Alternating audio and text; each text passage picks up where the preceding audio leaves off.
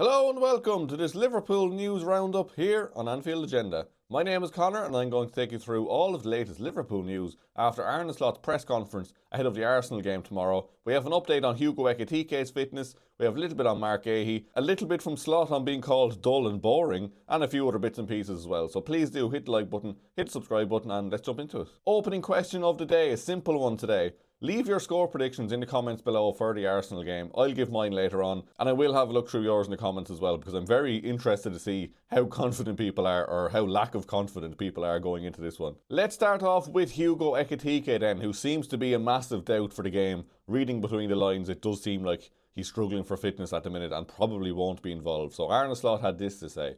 He's not trained with us until now. Let's see if he can today. I said when we played Fulham that he wasn't going to be out for long, but the games come thick and fast. Now, he's sounding there like if he trains today, maybe he does play, and maybe he does, to be fair. But fairly damning on this one, FPL Focal on X have posted to say that both Conor Bradley, he's used his free hit in FPL this week, removing Hugo Ekitike from the squad, and even more damning than that, Liverpool's head of rehab physiotherapy has sold Hugo Ekitike on FPL. So look, can't go off that fully, to be fair, but it's probably not a good sign if Conor Bradley and the head of physio, basically, the head of rehab at Liverpool, is taking Ekitike out of their FPL team. So massive doubt for him. Let's hope he can play, because we will really miss him if we can't, because we just look so blunt without him up front, to be honest. Like, he's probably been our best player in an attacking sense this season. Dominic Szoboszlai probably our best player overall, but Hugo Ekitike definitely up there. Definitely by far our best signing so far this year. He's definitely hit the ground running, more so than all of the other signings so far. But please, let's just hope that he is fit. I have my doubts, but if he could play, that would be a huge bonus at this point. Next up then, Arne Slot was asked about Marc Guehi to Manchester City and basically their interest in him. And a simple answer, he said, I never talk about transfers in public, let alone talking about a transfer for another club. My answer is always the same. We don't talk about players who aren't ours. He has always been consistent on that, to be fair. He doesn't really speculate on transfers and stuff. It was quite worrying as well to see Oliver Glasner speaking on it, and he referenced Man City in particular when asked about Marc Guehi. I think Man City were mentioned in the question put to him, to be fair, so maybe that's why he mentioned them specifically, but it definitely does seem to be heating up for Marc Guehi to Man City. Like, we can't just let him go to Manchester City. He wants to come to Liverpool. If Man City put in a bid and agree a deal, we have to match it. We have to just get in there, hijack the deal, get Marc Guehi to Anfield, because missing out on him for one is bad enough, but letting him go to a direct rival is even worse. Completely unthinkable to allow that to happen, to be honest, with how close we were to getting him. We should have just paid up the extra few million quid in the summer, got him in early,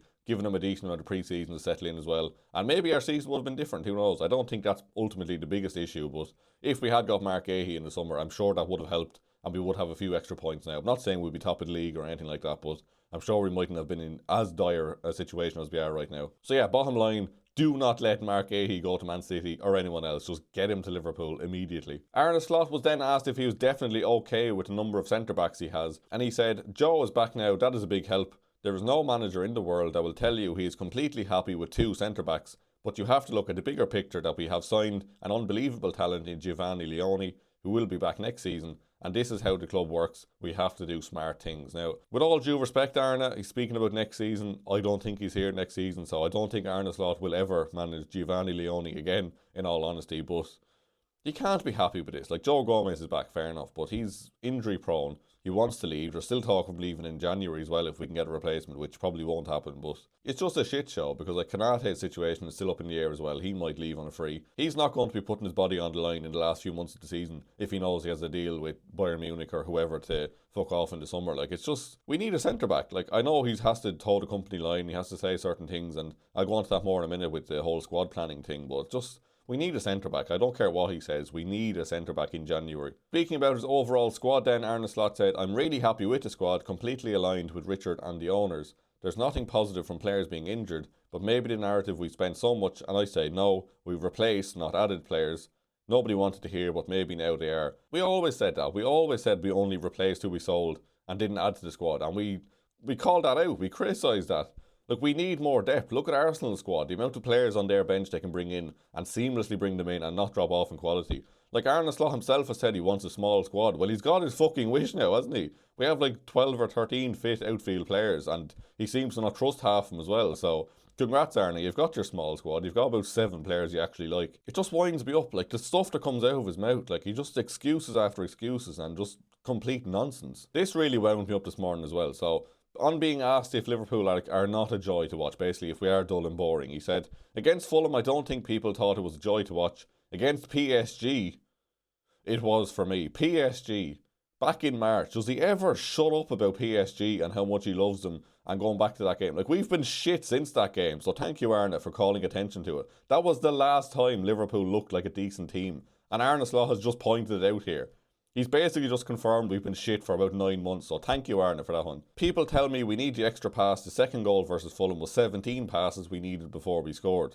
I find it hard to hear we're boring, but it is not that I disagree. I would use a different word, but I take it into account. I am known for attacking football, and we are still trying to do so, but possession doesn't mean you play attacking football. We are struggling to create a lot of chances, but I have said many times we're not the only team that struggles. I don't think we are creating less than any other teams who are doing well, but I don't like to hear we're boring because I want to play an attractive style of football.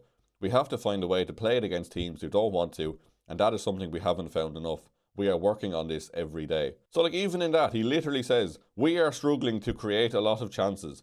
And in the next sentence says, I don't think we are creating less than other teams who are doing well. So which one is it? Like, are we creating enough chances to be as good as the other teams, or are we not? Like, he's literally said both of them there within the space of 2 seconds. Another thing to annoy Saul this morning. So asked about Harvey Elliott, he said, if you want to ask about an Aston Villa player, you should ask Unai Emery. Liverpool has no recall option. Now look, that probably is true, we don't have a recall option, but can we stop pretending he's not a Liverpool player? He's on loan at Aston Villa. The Aston Villa side has said they're not going to sign him, and because of that they're not going to play him all season. And he still bangs on about this, oh, he's not my player, he's an Aston Villa player. He's a Liverpool player.